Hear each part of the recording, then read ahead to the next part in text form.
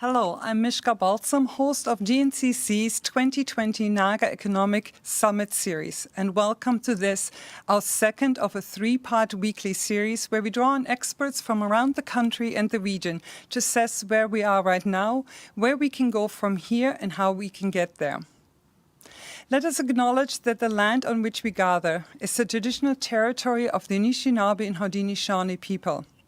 We recognize and deeply appreciate their historic connection to this place. We also recognize the contributions of Métis, Inuit, and Indigenous people, both in shaping and strengthening this region in particular, and our province and country as a whole.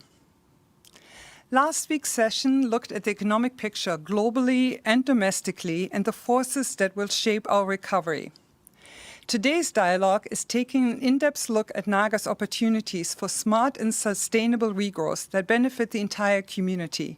Everything from affordable housing and housing affordability to GO train and public transportation. In our final session on Tuesday, November the 24th, we'll speak to those 6 sectors hardest hit by this pandemic and the strategies that can be put in place to speed up their recovery and ensure future growth.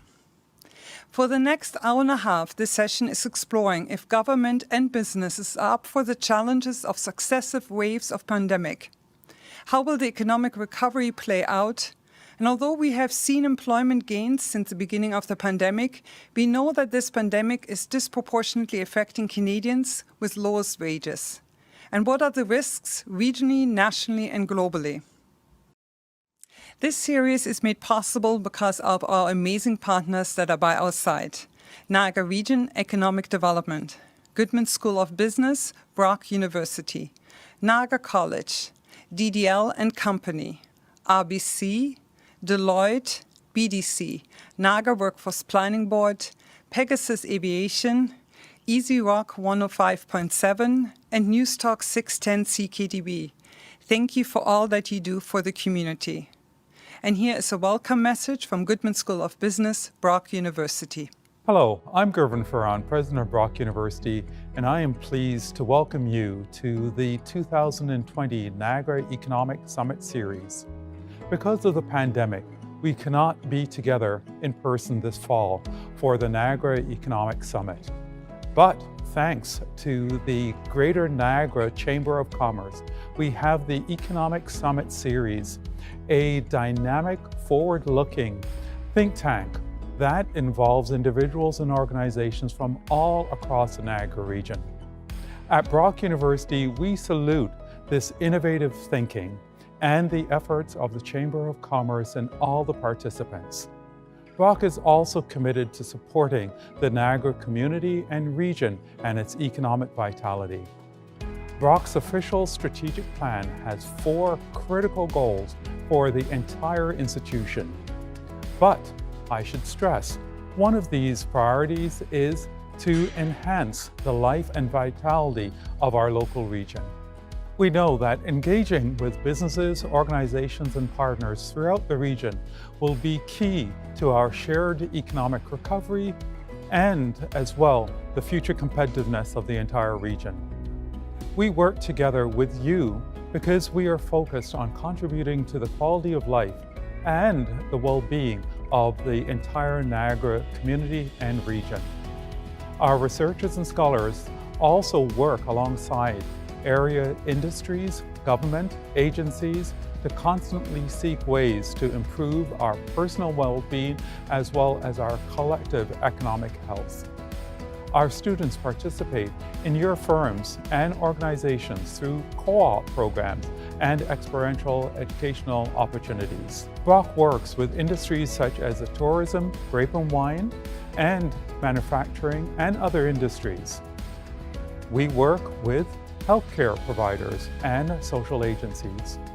We help municipalities plan better communities. And now Brock and its partners are already looking beyond the immediacy of the pandemic. We will all need to be part of the efforts that help our communities recover and indeed flourish after this period of COVID-19. The Economic Summit Series provides a forum for all of us to learn about the opportunities and to develop shared capacity to meet the challenges before us. Let's all continue to be part of Niagara's strategy for a stronger and healthy future. On behalf of the entire Brock University community, I encourage you to participate in the Economic Summit Series and as well to enjoy all it has to offer. On behalf of all of us here at Brock University, thank you so much. It is my great pleasure to introduce today's moderator. Dr. Suzanne Johnson is an accomplished visionary executive and the former president of Niagara Health. She has served on numerous high-profile boards across Canada and is an adjunct professor at Faculty of Applied Health at Brock University. She is also a reviewer for the Journal of Transcultural Nursing and mentors graduate students in health disciplines. She is currently a strategic advisor to the YWCA Niagara. But before passing today's event over to Dr. Johnson, here is a brief welcome message from the Canada Summer Games 2022.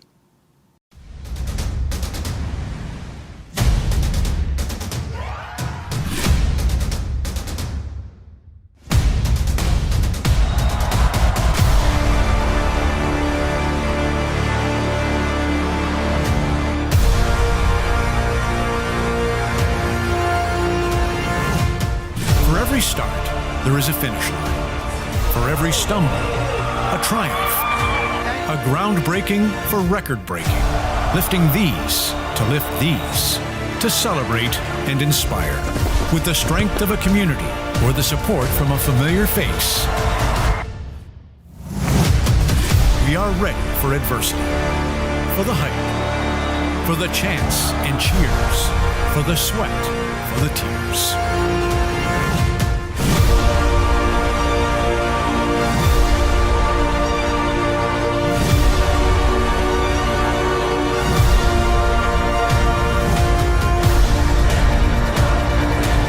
Once and for all.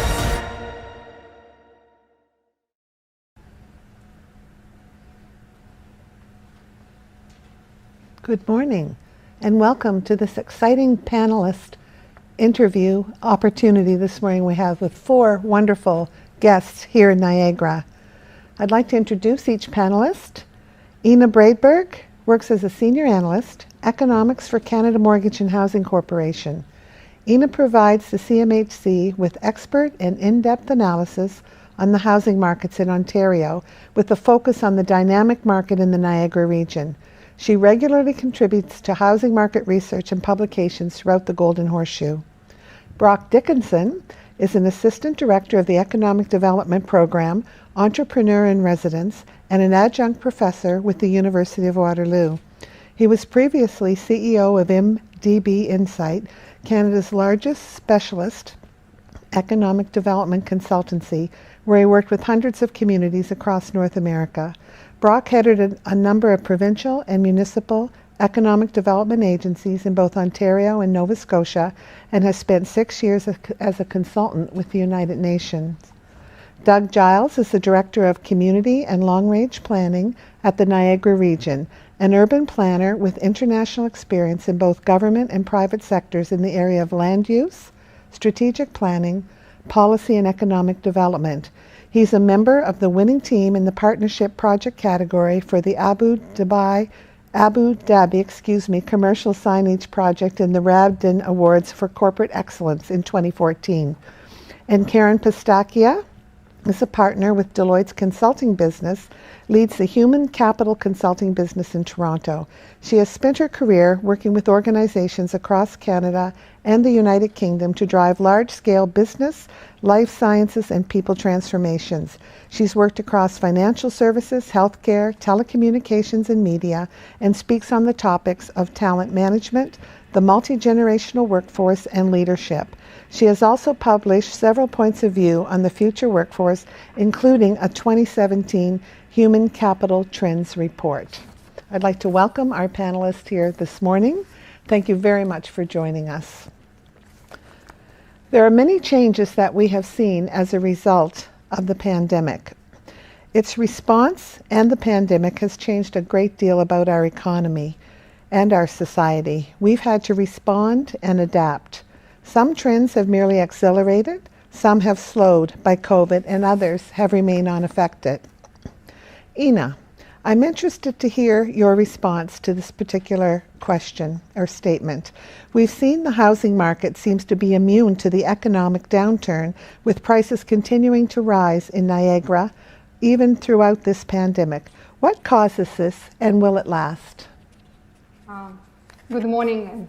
It's a big pleasure to be in this panel and to take part of this important conversation. I know that we're here to address trends in the Niagara region, but I feel the need to reference to other parts of Ontario as well. Over the past years, the Greater Golden Horseshoe area has become much more dynamic, fast-growing, where more companies and people move, and so housing markets have become much more interconnected. And so to address your question, I hope if I have just maybe a few minutes, I can take a few minutes of our time to provide some maybe historical overview of housing market conditions in the region, which I think is going to provide us with some maybe better sense of what is happening with housing market now and what is going to happen to housing market going forward. So maybe if I have some time, so I would like to take us back to 2016 actually. It's a year when housing market condition peaked across many communities across Ontario. It was unprecedented time, and back then we did have quite strong fundamentals to support that level of activity. We had unemployment rate dropping to 7-year low. We had faster growing incomes. We had very favorable demographic conditions, growing immigration, and our demographic structure in Ontario. We had large generation of baby boomers, and the young segment of this generation are still at the peak of their careers and incomes, and they were in a position to buy homes and to help the adult children to buy homes. And we had faster growing generation of echo boomers, children of baby boomers. And they are moving into their 30s, and they were looking to decouple from their parents and buy homes on their own. And there are many other factors as well. We cannot discuss on all of them now. But at the same time, some regulatory constraints, servicing delays, maybe slow transit construction, and rising cost of construction and land and lack of land, all those factors have limited developers' ability to respond to this growing demand. And I'm talking about GTA right now. On top of it, it's not that we didn't build enough homes to meet this growing demand. We had significant shift in the composition of homes being built. So for instance, in GTA, if maybe 10, 20 years ago, apartments accounted for about 30% of construction, last year, apartments accounted for about 70% of construction, and single detached starts share was 50-year low. So there was kind of mismatch between demand and supply. So as a result, we've seen more buyers deciding to meet their needs on resale market. And we also seen more buyers decided to move outside of GTA to different parts of Ontario, including here to Niagara. So at the same time, over the many years, we didn't see significant change in MLS listings. Due to a number of reasons, we've seen more homeowners staying put in the existing properties. So essentially, over the years, we've seen more buyers chasing insufficient number of listings. It's created price pressure, and eventually it created price acceleration across many communities in Ontario. At some point between 2016 and 2018, we've seen some regulatory changes, and some of them tightened mortgage qualification requirements and made it more difficult for some home buyers to buy homes. And as a result, in 2018, more home buyers decided to put their home purchasing decisions on hold. Some needed to accumulate higher down payment. Some needed to wait until the employment and income conditions improve. Some decided to choose wait and see approach.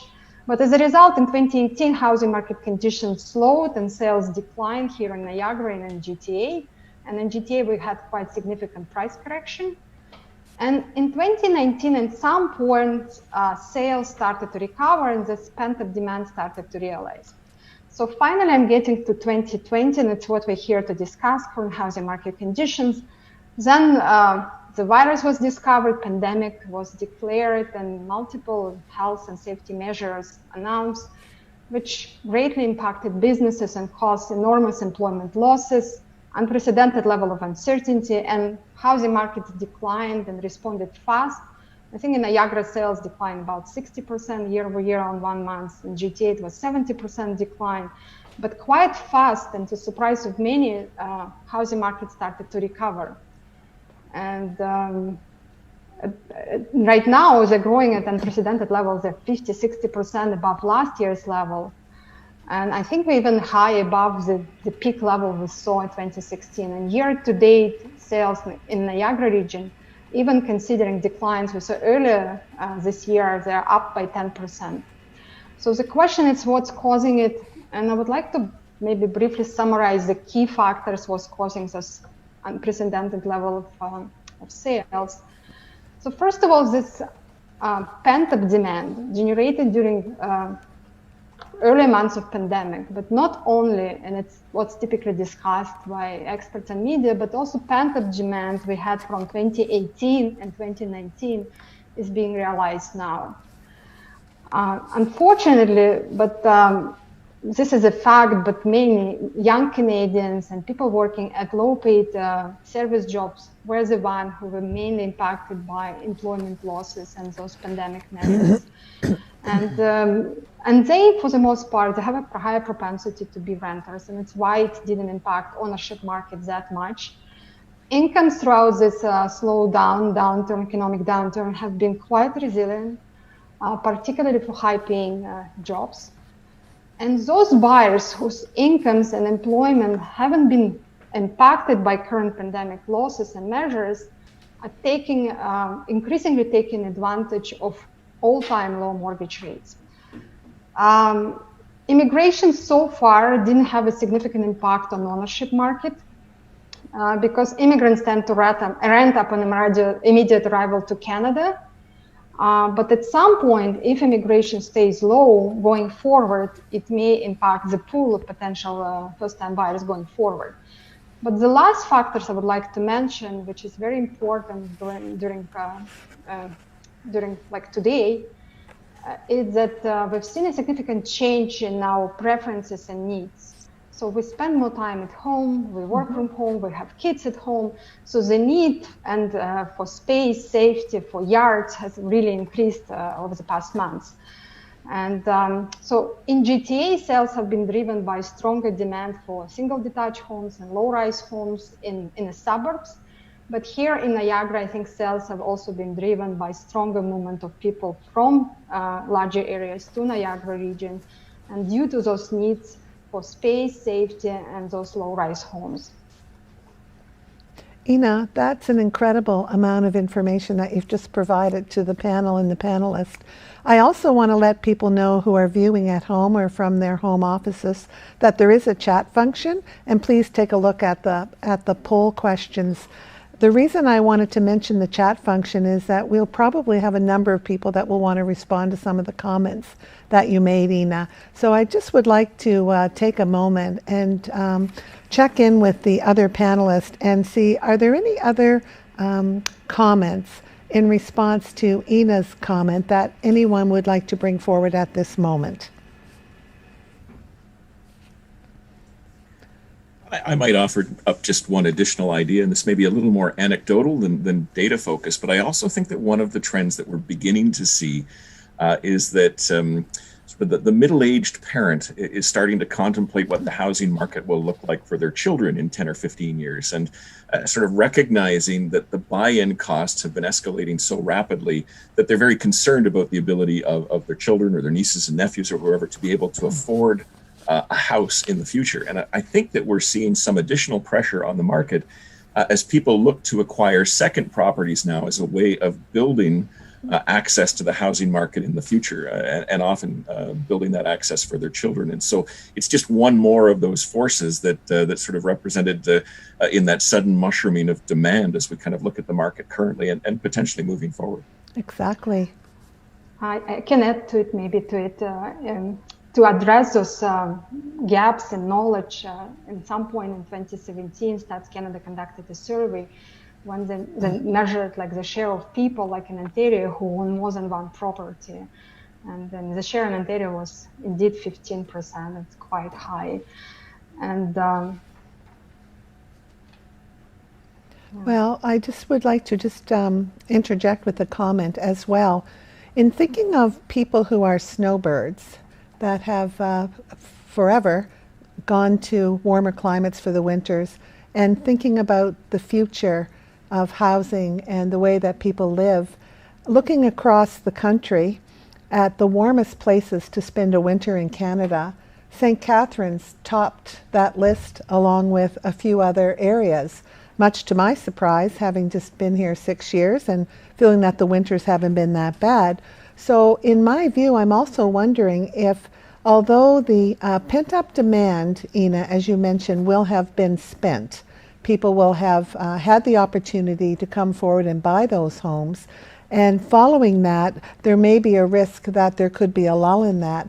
Perhaps other people who might not have been interested in buying homes that may serve them well over winter months could also change the dynamic for Niagara in terms of the greater Niagara region, and in particular thinking about what the winters are like here. So excellent work.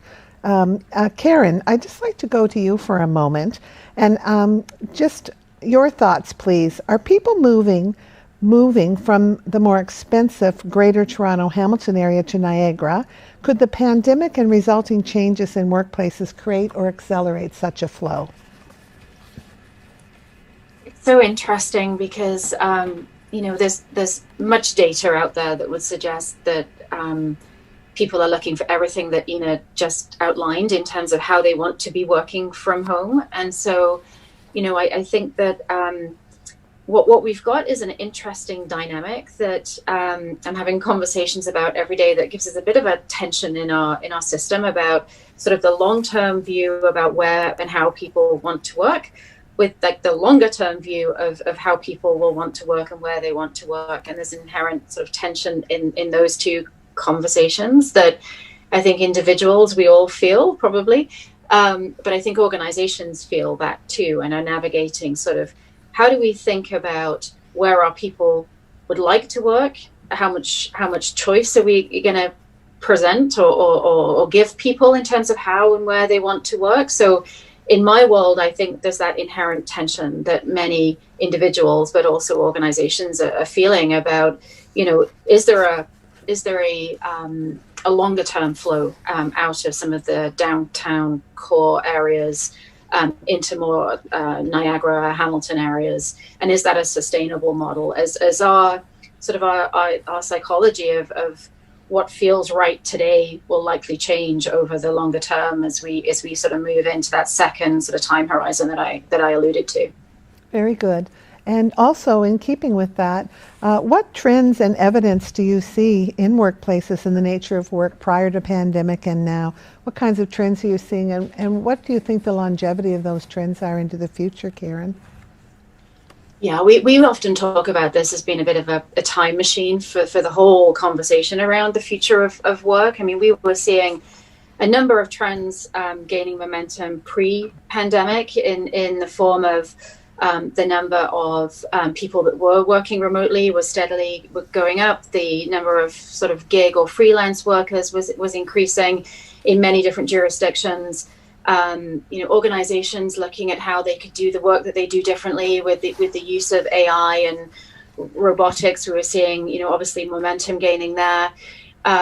We were seeing the emergence of new roles, new types of jobs starting to come through in the areas of robotics or in the areas of manufacturing, for example.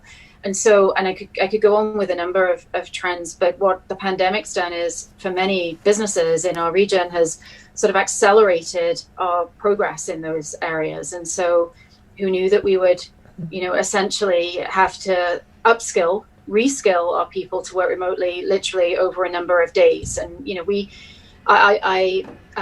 I've had many conversations over the last 2 or 3 years wherein we were planning to do that over 2 or 3, 4, 5 years. The whole dialogue around what are the skills for the future and how do we get our people ready to work in a much more virtual environment. to be thinking about using new technologies to enhance our experience we have with our customers and our clients.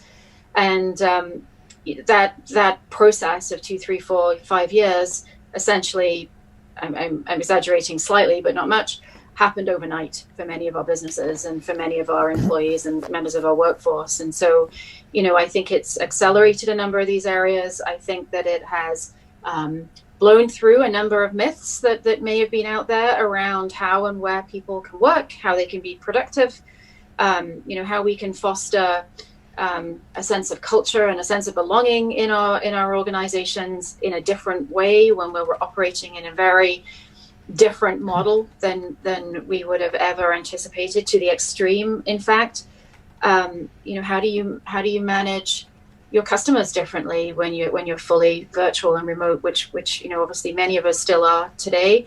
And then it presents a number of questions again to how could we kind of harvest the good, if you will, from what we've had to do by default.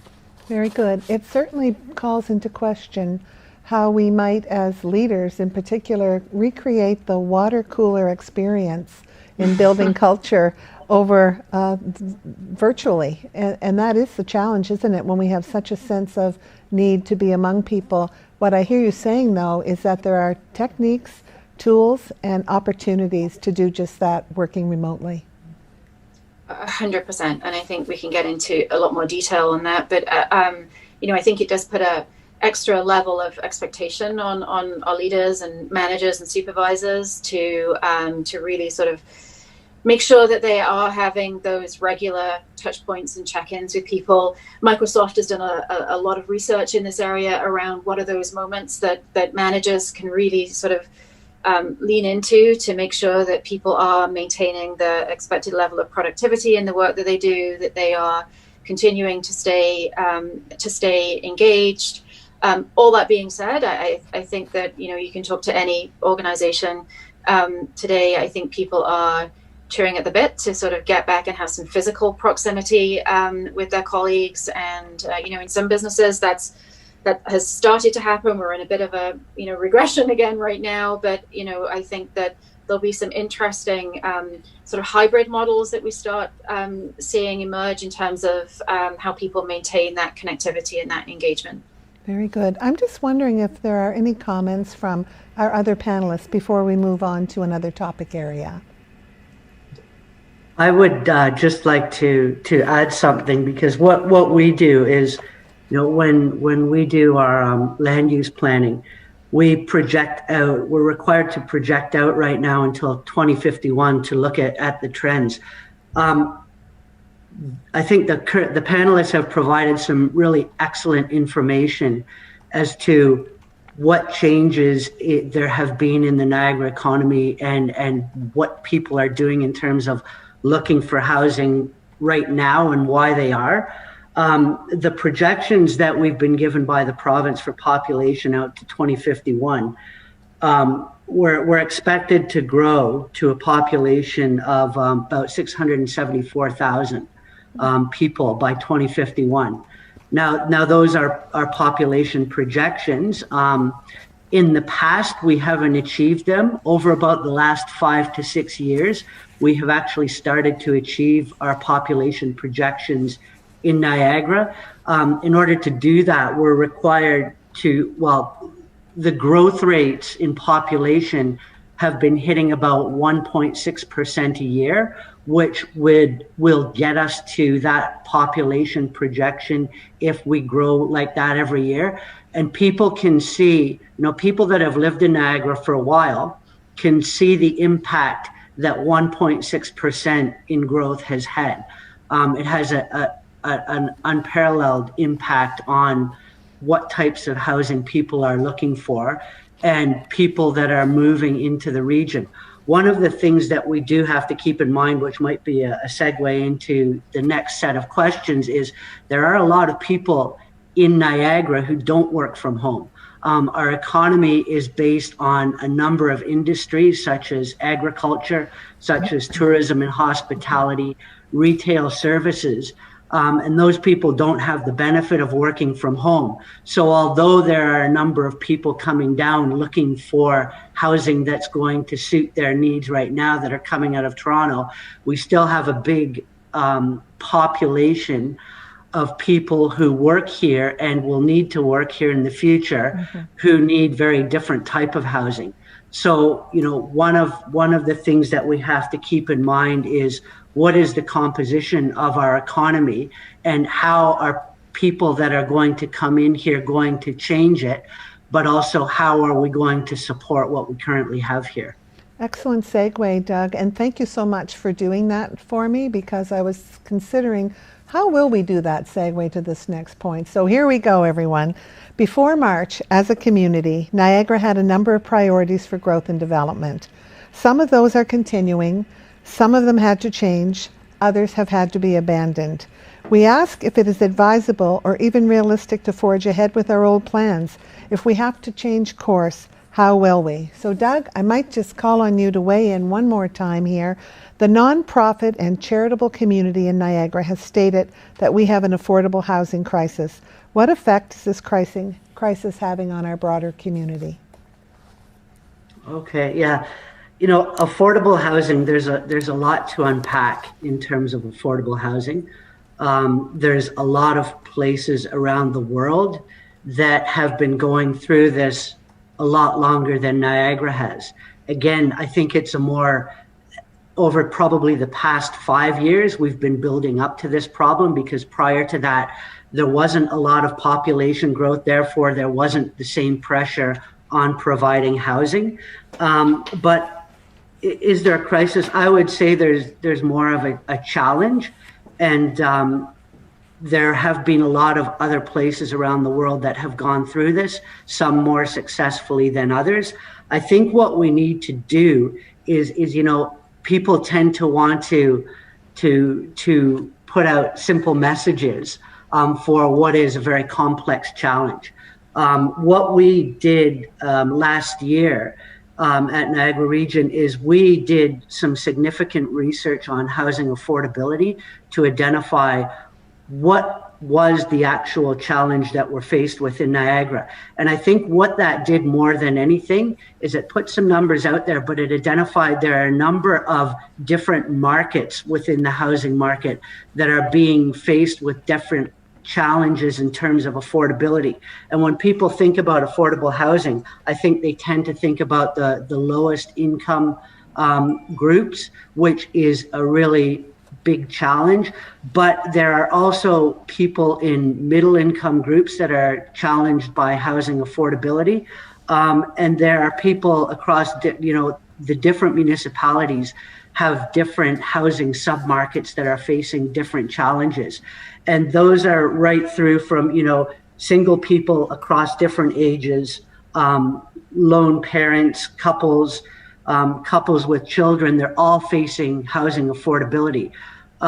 It's not to say that they're not living in housing right now and have and are homeless. What it means is there's affordability challenges that have to be addressed across different markets in the region. Much. Thank you, Doug. The issue of how much of income is spent on housing and a roof over your head, as opposed to some of the other opportunities and activities one might like to consider. And overlaid with that in pandemic, of course, we need to think about density and housing density. And back to Ina's comments, thinking about people that are escaping, for lack of a better word, from smaller footprints where all of a sudden finding themselves working at home in a small space, living and working in the same space, to a more expansive and roomier home as well, calls into question our ability in Niagara to create more density for people, all the while maintaining interest and opportunity to continue to grow our housing market. Ina, we've tried to focus on affordable housing, but even with the pandemic, house prices have stubbornly refused to go down. So maybe you'd like to comment on that. I might not be able to comment on affordable project, but I can provide some insights on affordability in general. Like it's so striking how much prices have grown, like in Ontario over the past decade or two.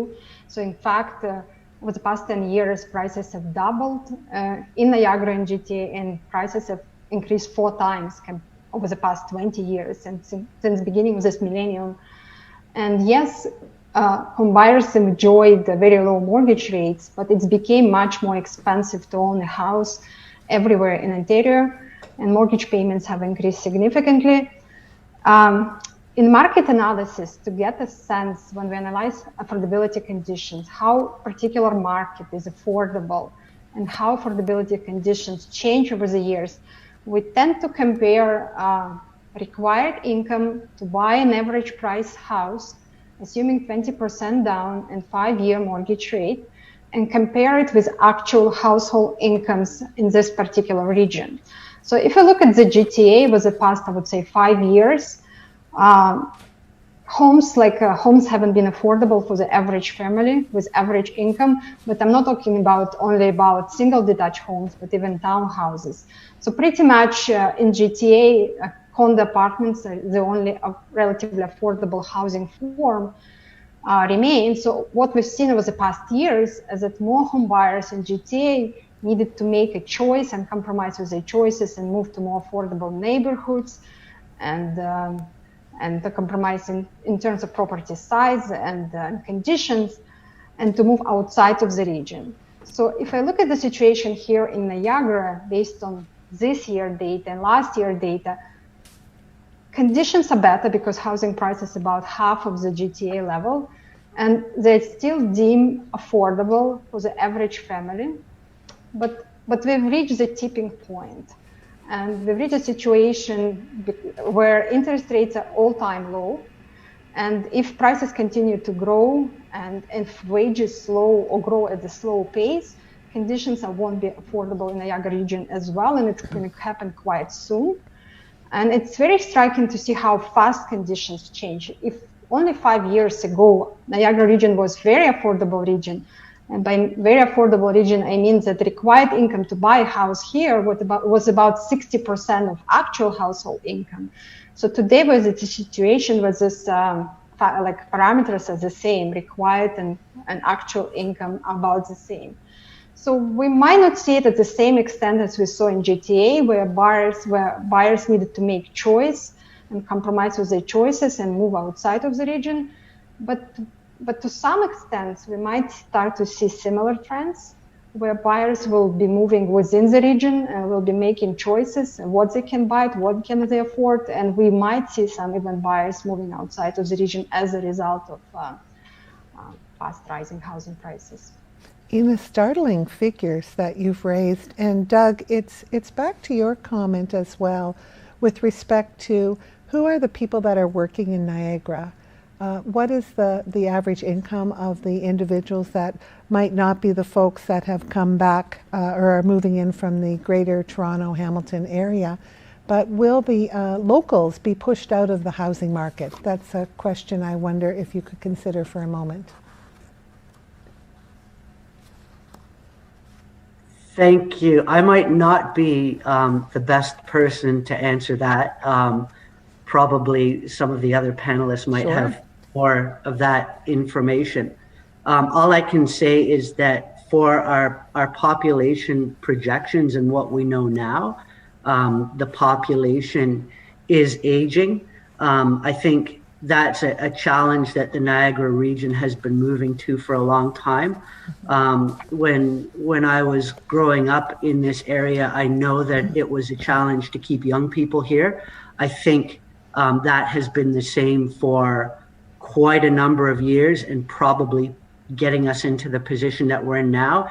And I think the challenge which I can address with some work that we've done is how to attract a younger demographic and again, people that are in the working age that are going to support the future economy here.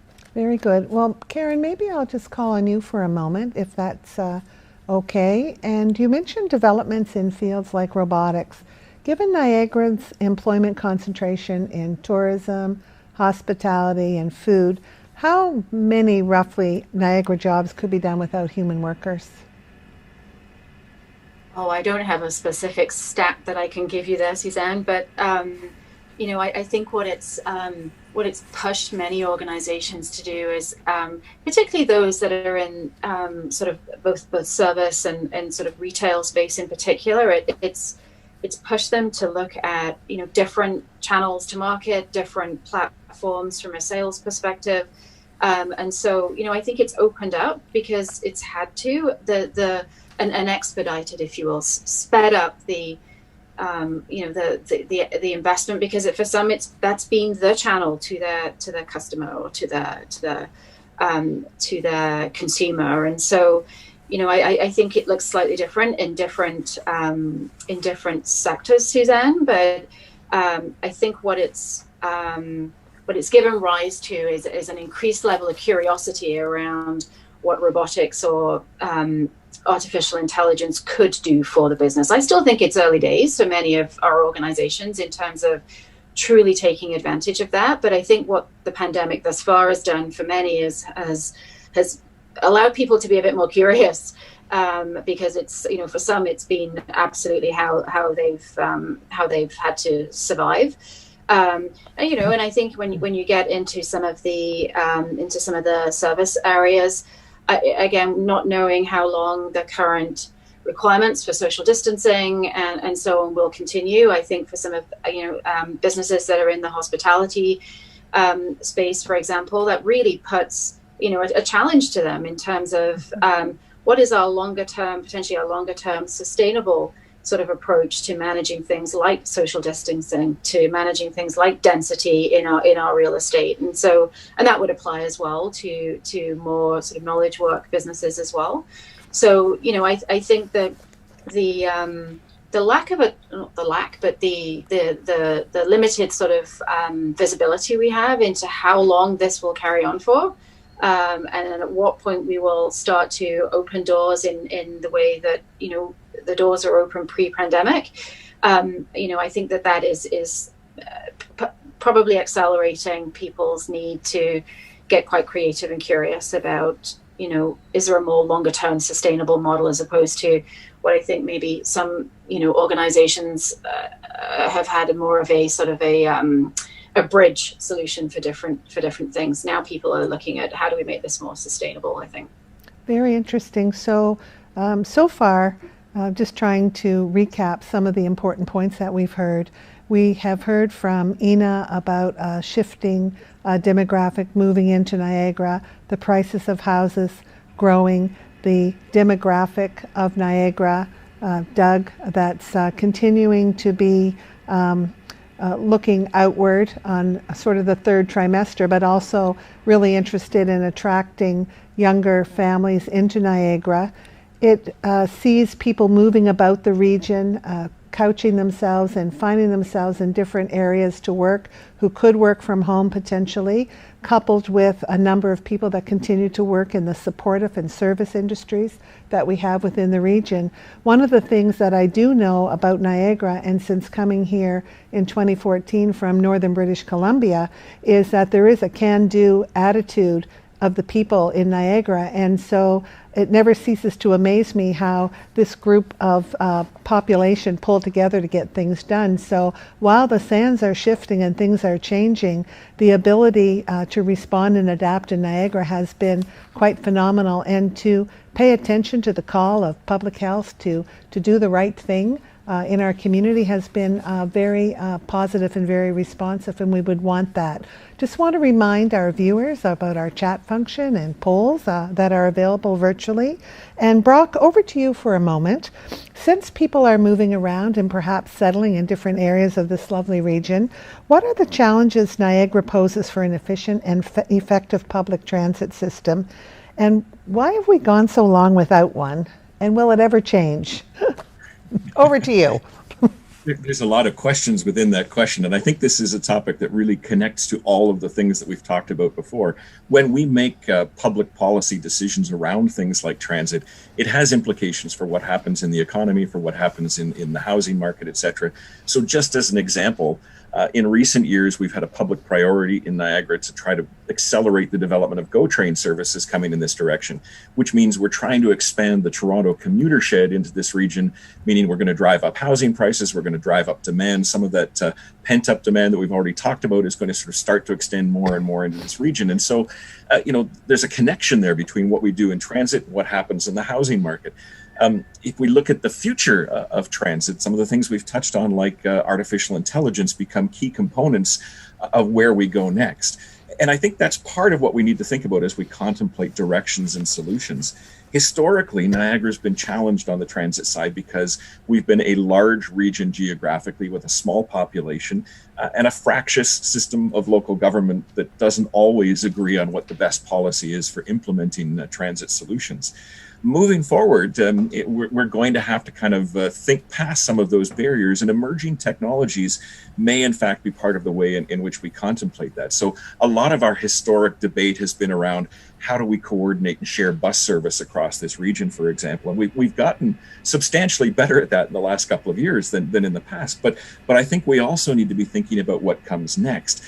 We are in the age, for example, of the Hyperloop technology, which we may have been watching on the news. We had the first human Hyperloop trip taken just a couple of days ago with the Virgin Hyperloop project. And that might sound like science fiction, particularly for a small region for Niagara. I'd be quick to point out that there are already 4 proposals for Hyperloop developments in the province of Ontario, including one developed by Transport Canada.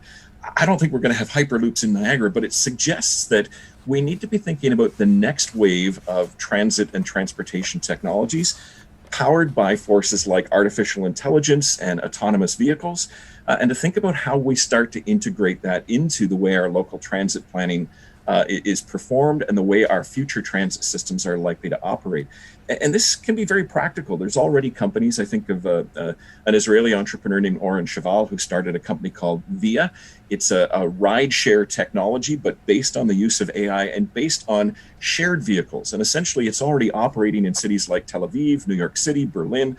And what it does is to extend the public transportation infrastructure by virtue of adding in private transportation services as well, and sort of says maybe the public sector is not always best positioned to service an entire region, but we're going to see technology emerge that allows us to integrate public and private approaches in a way that allows a much more holistic transit system to serve an entire region. And as we think about the mobility of labor across a region like Niagara, how do we get farm workers to the farms? How do we get tourism workers to the tourist destinations? This is the kind of solution that I think we may be looking to more and more in the future. So a more distributed model of transportation that might rely on public-private partnerships to get the job done. That's what you're saying. Interesting. The question it raises for me as well, though, when I think about it, is it still practical to deliver mass transport, or would we want to lean more toward the entrepreneurial approach that you mentioned with some of the smaller, more tailored options that might be available? I'm the entrepreneur in residence at the University of Waterloo, so entrepreneurial is sort of the watchword for a lot of my approach to these things, and I recognize that may be controversial in some instances.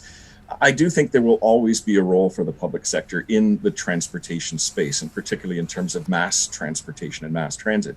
But I think that role may be smaller in the future than it has been over the last century or so.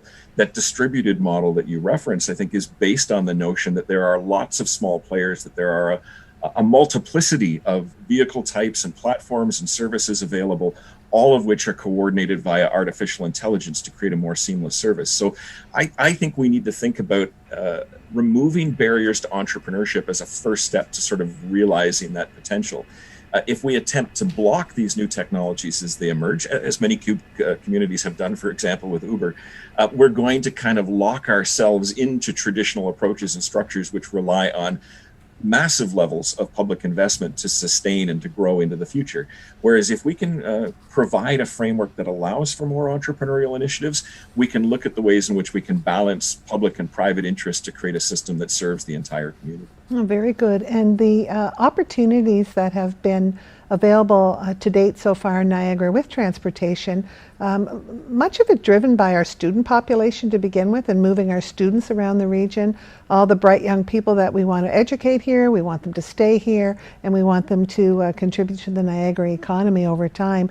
And so making transportation available and easy for folks like that, I think, has sparked that entrepreneurial drive somewhat in Niagara that might not have been there before, but for Niagara College, for Brock University, and others. So it does allow us to be a bit more free thinking and looking at what are the innovations and research opportunities this could bring to our region to really develop new and different ways of doing things and stepping away from what we know and what the habit is.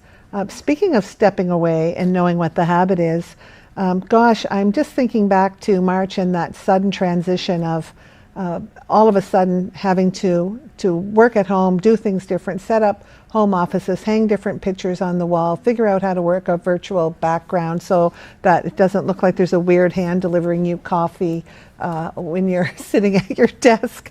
What are some of the best practices? And maybe, Karen, you might have some insights to share on this. What are some of the best practices for working virtually? Clearly haven't got my pictures hung up yet behind me here, so it's taken me a while. Yeah, I mean, I think there's a lot of really good practices. But before I jump into some thoughts on that, I just wanted to add a comment on top of what you said there, Brock. I mean, around transportation. I think it's interesting as we look into that sort of shorter range view, and we think about how users of transportation anticipate that they're going to start to use it differently, and both from a health and safety perspective and around some of those innovations that you talked about, like how can we increase consumer confidence around the health and safety of different formats. And then secondarily, and I sort of lightly touched on this earlier, as we think about people working from home and what the balance is between, for those that need to go either onto site or want to spend part of their working day in their home office, if you will. I think one of those myths that we've sort of blown through as we've migrated to the current model in many of our organizations is that there is a fixed commuter time at the beginning and the end of the day. I think we've got some optionality now. And I think people will choose to exercise that much more flexibly and fluidly than perhaps people would have done before. So back to the question around some of the best practices around working from home. I think what it's shone a light on is that a few things. So one around productivity, and I think depending on where we have been over the course of the pandemic so far, there's been varying views as whether it's had a positive or a negative impact on people's productivity, whether they're working at home or they're working in an adjusted sort of work model on site or in field. I think the consensus now is that we have got pretty smart at how to maintain more consistent levels of productivity in the work that we are doing. At the same time, though, I think that depending on which data point you're looking at, there is this constant sort of tension or struggle, if you will, around how to conserve, the beginnings and the ends of your day so that you're not on 24/7. And so, there's a lot of tactics that, I'm seeing both managers of people and individual members of our workforces sort of start to employ in terms of time management, in terms of, really getting focused on the outcomes that you're driving as opposed to the time spent doing work, sitting at a desk or sitting at a workstation. And so, I think there's some very tactical things about simple things like calendar management, like, how often you're touching base with your teams to make sure that they know what they need to do and how they're going to stay focused on delivering the right work product, if you will, because we don't have those water cooler conversations as easy and in the same way.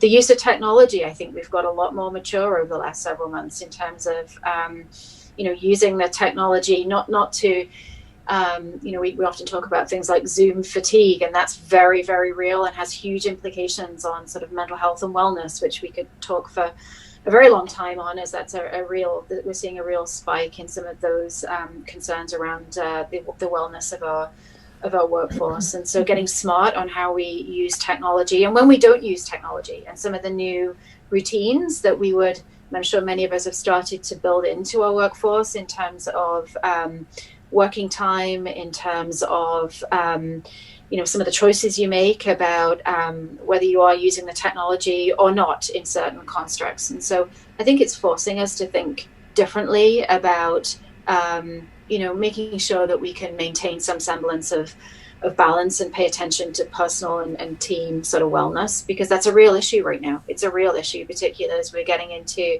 sort of the depths of the second wave and we're looking down the barrel of winter.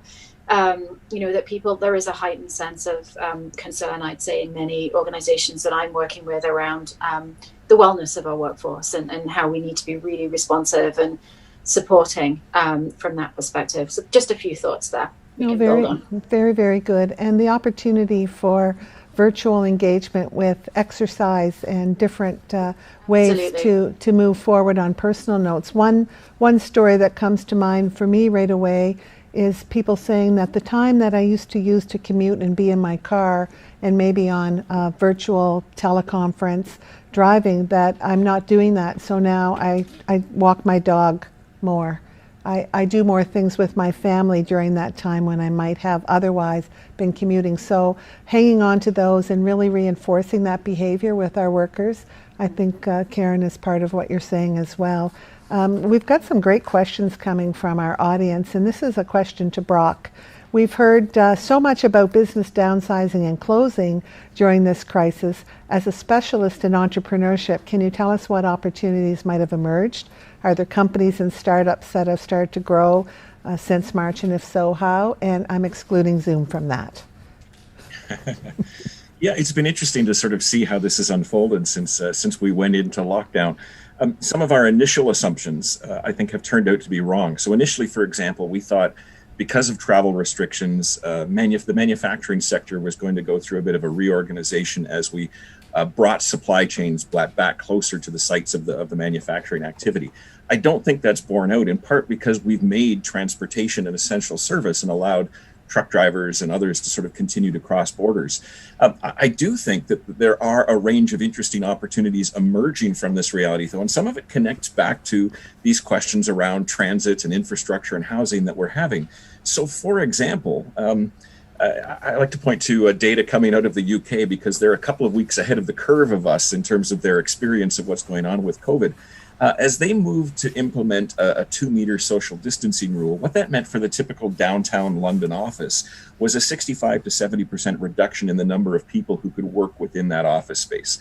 That meant that the demand for office space sort of fell off a cliff. It was very expensive. You weren't necessarily seeing revenues coming in, all these kinds of factors converging to say, let's push this notion of working from home very dramatically. And in fact, we saw productivity levels of home workers rising. A study out of Stanford suggested that the typical home-based worker is 13% more productive than somebody who's working out of an office. But I think there's been a bit of a reaction to this now. As we start to think about the future of our office work, we're recognizing that we may still have to have some degree of social distancing, that we're suddenly realizing that the amount of time and productivity that we lose to the commute is just horrendous. But the British have sort of made this a key feature of their larger national economic strategy, which is known as Level Up, introduced by Boris Johnson the day after the last election. This notion that one of the things that we could be doing is driving investment, and office-related investment in particular, out of those traditional urban cores and into smaller regional centers where they can be connected by other forms of transit and transportation. And so our play over the last few years to try to bring more GO Transit to Niagara might in fact turn out to be a really savvy and forward-thinking kind of backbone to a strategy that says, how do we attract more office-related development to the Niagara region?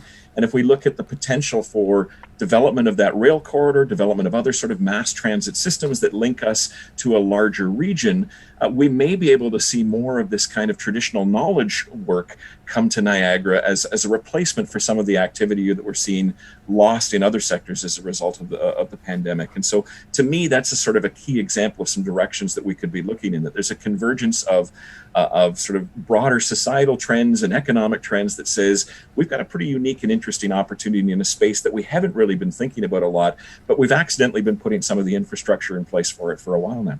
That's very exciting. And when I hear what you're saying, I go right away to how we build and support our communities that are a bit more rural as well, and adding a population and infrastructure to more rural areas of our country to do things and to act and behave differently, to build that social infrastructure and human capital that we so desire.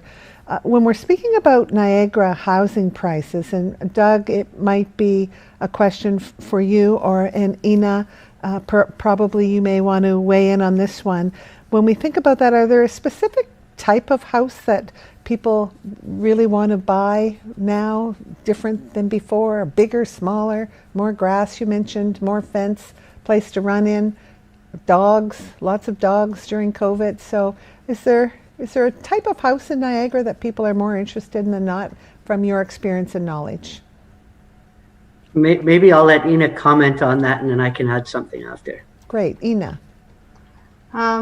Niagara is still a very single detached community, ground-oriented community, but over the past years, even prior to the pandemic, we've seen quite significant changes.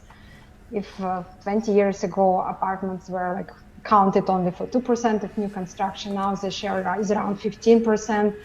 Last year, the share of single semi-detached and townhouses was a record high, around 40%, compared to about 20% in the beginning of this millennium. So I think the region has been moving into the right direction. And we do see examples from other areas, such as Toronto, where demand and supply didn't match, and it contributed to affordability problems and cost local population living. So we are moving into the right direction. So it's very important to anticipate migration and population changes and plan and build the right mix of homes to meet those changing needs and from the population. Very good. Doug. Yeah, thank you. And what I'll add to that is, again, based on some research that we've recently done. And sorry, my light, I've gone a bit dark and mysterious here. That's okay. I think the sun has come out. But the research that we did, and again, it's looking forward to 2051, because the planning that we do is longer term, and basically we have to look at balancing different land uses, and which isn't always easy, and it's hard to look out into the future.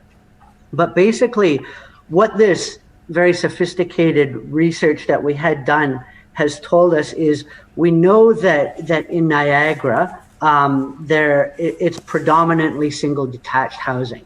And as of 2016, that number was in the 68% range. So 68% of the housing in 2016 in Niagara was single detached housing.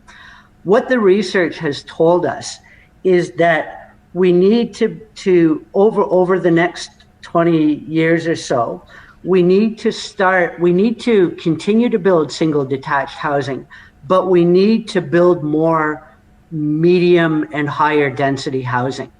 And this, I think, when you read planning documents, if you have the fortune or misfortune of reading them, a lot of planning documents will say, yeah, every community needs a variety of housing.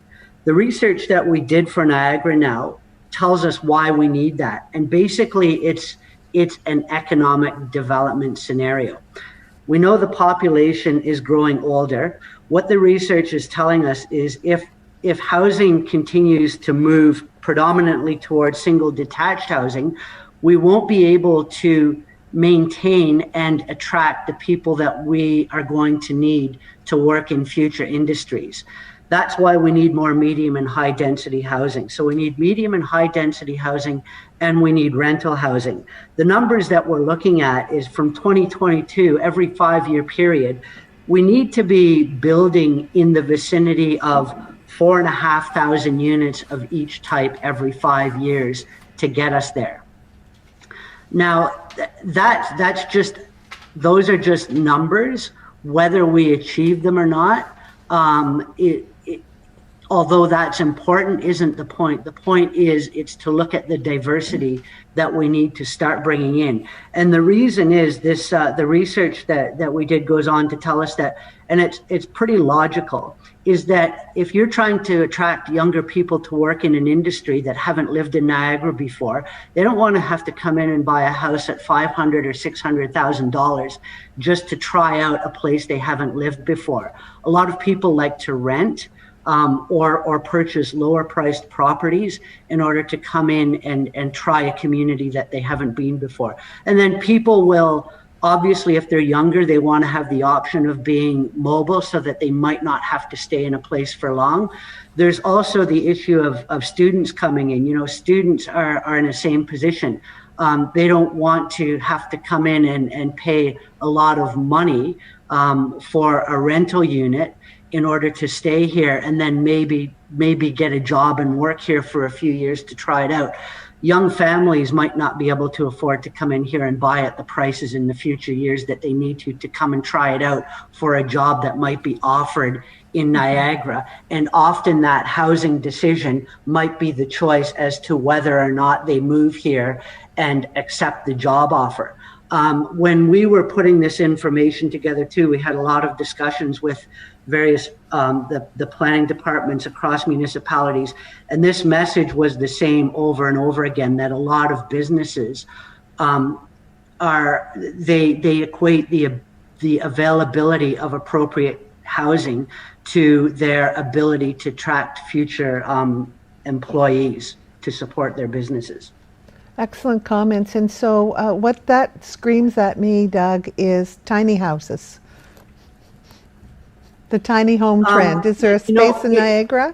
It's not just about tiny houses. I think one of the things is in planning, what we have to do is make the conditions right for various forms of housing.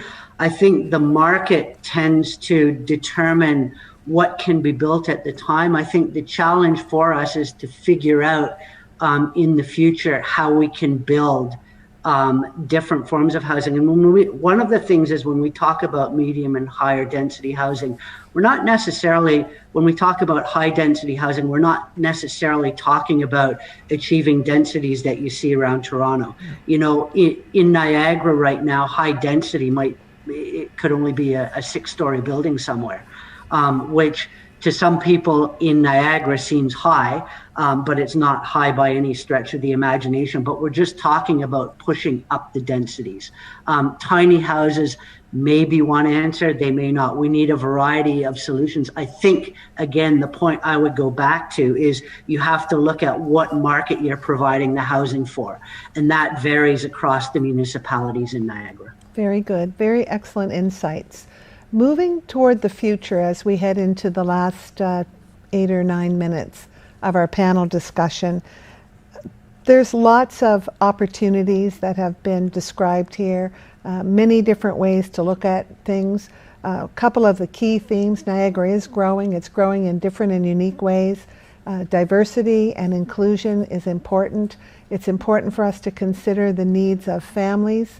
It's important to consider the needs of individuals who are continuing to live and work here, extended families coming to work and live with people, different kinds of jobs, working at home, commuting and transit. It's a collection of many challenging opportunities. Doug, to you, with so many municipalities that we have available to us right now, what are some of the ways that you see forward that Niagara could work together and in unique and different ways? Any comments on that? Yeah, you know, I think one of the things is in Niagara and in Ontario, we've had this structure of a 2-tier municipal government for quite a while. I think, you know, over the times as conditions have changed, I think the governments have worked according to the challenge of their time. I think right now, and what we've heard from some of the previous comments, is there is a lot that's going on in different areas that people probably don't see simply because that's not the area they work in. I know, over the last, I've been here for 5 years now, and there's actually a lot of work that's being done to improve systems. I mean, things can always be improved, but I think there's a lot of effort being placed in that area to improve how things are done by a number of organizations. And what my experience has been coming to Niagara, and it's not very different than any place else, once you get people starting to talk to one another that are across different areas of profession and across the private sector and institutional departments and governments, is that people generally have the same ideas and the same understanding. It's about bringing people together and talking about it to actually get things moving. And I think that's one of the things I've seen in affordable housing isn't just the domain of one industry or one government department. It's complex, and it requires people to come together and talk about it to figure out how in each community you can address things. And I think that's what generally I've seen in Niagara, is that willingness to get together and to have the discussions and start figuring things out. That's absolutely correct. And it's really about the relationships that we hold among one another that makes it most important than anything. Karen and Brock, in history, pandemics have often precipitated sweeping changes in wages, working conditions. I'm not sure if there's a fire alarm or not, or it's their way of cutting me off. But, I've had the hook, I've had numbers of things, so I might pause for direction. Good morning. Suzanne Johnson reporting from White Oaks. We have a fire alarm during our meeting. There is not a fire, I'm happy to report, and we're just awaiting the fire department to come and turn the alarm off with their magic key. Thank you for your patience. Welcome back.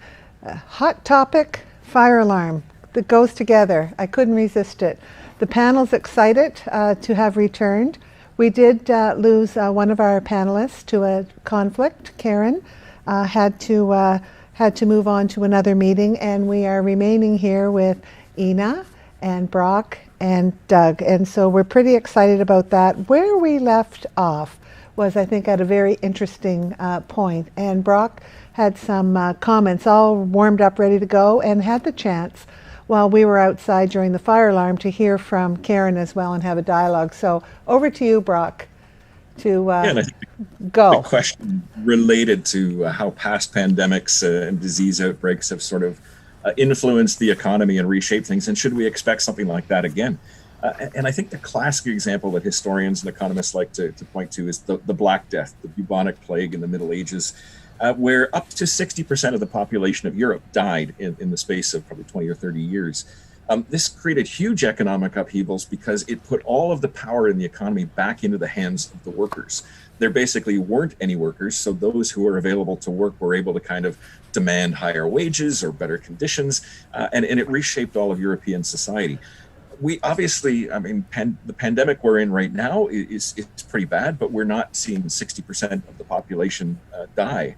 And so I think that the influences in the long term will be less, but I think that general principle still holds, that when we see these kinds of medical upheavals, it pushes power back into the hands of the workers.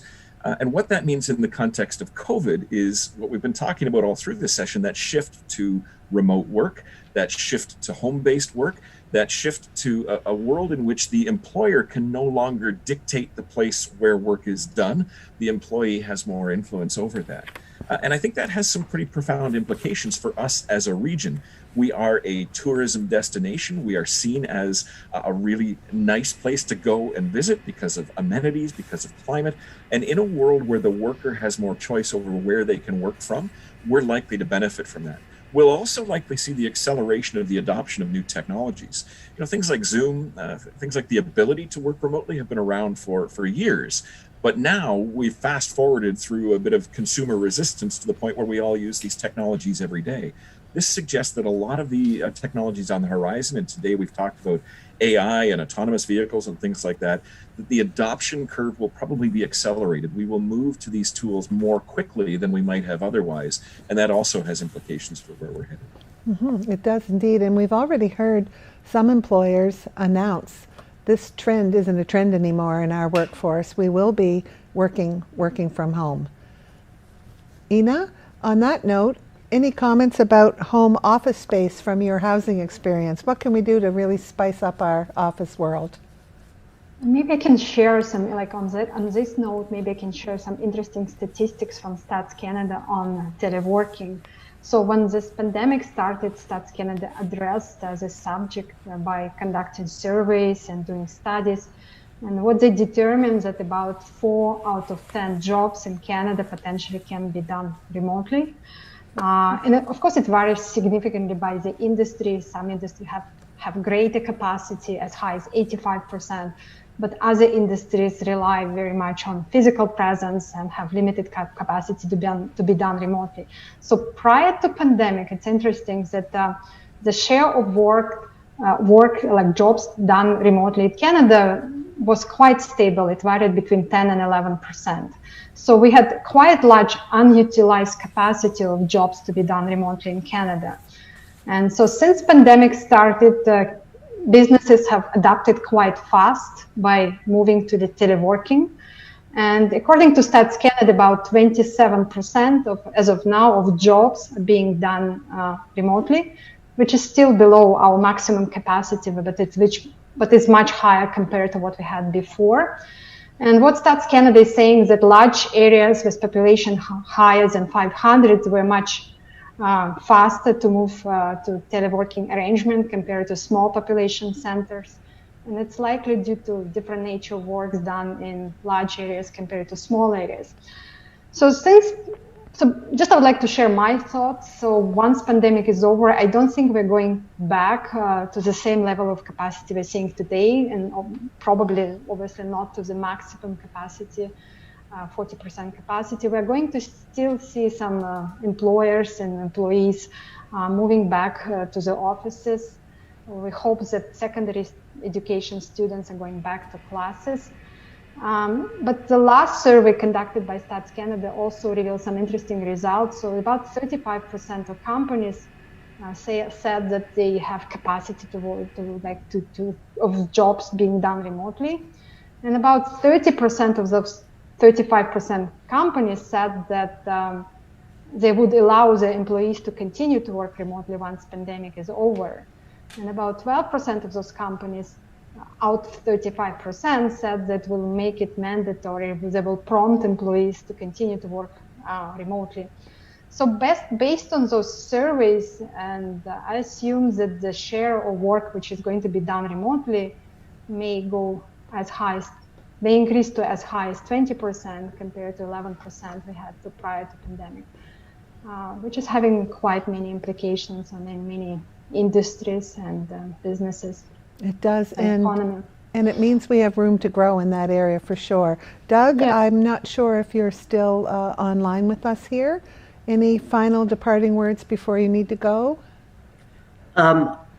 I am here, and thank you. I would just say we've been doing a lot of research, and when we were sort of on the break, we were talking about the data and questioning it. We've made a lot of our data available, and the important thing is that people look at it and question it and use it, so that because everybody provides a part of the solution. It's not just one organization or one group of people that's going to provide the solution to housing affordability or how we get where we want to go.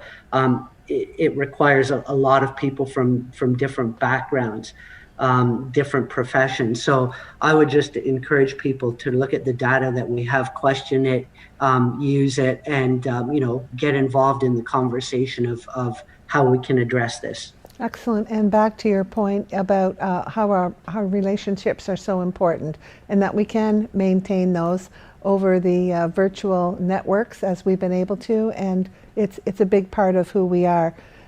Informing our policymakers with some of the data and the information that we have available will also be pretty key and important in this, and having policymakers at the table, as we hear from Ina, more people working at home, what does that mean to the dynamic of the workforces and how people work together? Brock, any final comments from you that you'd like to share? advice? Yeah, I think I've been repeatedly struck throughout the morning about how all of these ideas begin to converge and shape each other, that none of these things can be considered in isolation. As Ina was talking about the trends towards remote working, it struck me that MLS has been releasing data about the speed at which residential properties sell, and those that are listed with home offices sell far more quickly than those that do not have home offices. That's interesting from a number of perspectives, but it directly impacts so many of the questions we're talking about today. If the demand in the market is for bigger houses that have home offices, how does that shape our affordability discussions? How does that shape the transit discussions that are going to allow people to work from home a certain number of days a week?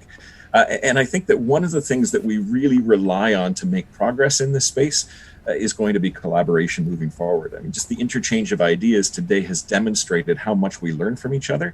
But in Niagara, where sometimes that collaboration has been a bit of a hurdle for us, it's going to be increasingly important that we learn to work together on these issues, that we learn to more effectively cooperate around finding innovative solutions to some of these challenges, and that the COVID pandemic just accelerates that need. It pushes that need to the forefront and means that we will have to continue to get better and better at working together. And our call to action then from all panelists really is keep building relationships and collaborate and removing the barriers that get in the way in front of us and our own personal biases that prevent us from doing so. And we'll find solutions to some of these wicked questions that we've heard this morning, and that's just been fantastic. Thank you so much, Ina and Doug and Brock and Karen and Absentia. Thank you. People can still find poll results on our site just below the video. And it's just been a pleasure being here with you today. Appreciate your patience, and opportunity to hear from our guest panelists has been most exciting and informative. Thank you kindly. Enjoy the rest of your day. Thank you. Thank you. This concludes the second of our three-part series of our Economic Summit. I wanted to thank our moderator and panelists for approaching today's discussion with substance and insight, a real treat of a dialogue that opens minds to the forces that will shape our recovery. And this dialogue was also made possible because of our partners: Niagara Region Economic Development, Goodman School of Business, Brock University, Niagara College, DDL and Company, RBC, Deloitte, BDC, Niagara Workforce Planning Board, Pegasus Aviation, Easy Rock 105.7, and Newstalk 610 CKTB. Thank you for all that you do for the community. And to all attendees, thank you for being part in today's session. Please join us next week for the last of our series, a link which can be found on our website at gncc.ca. Thank you.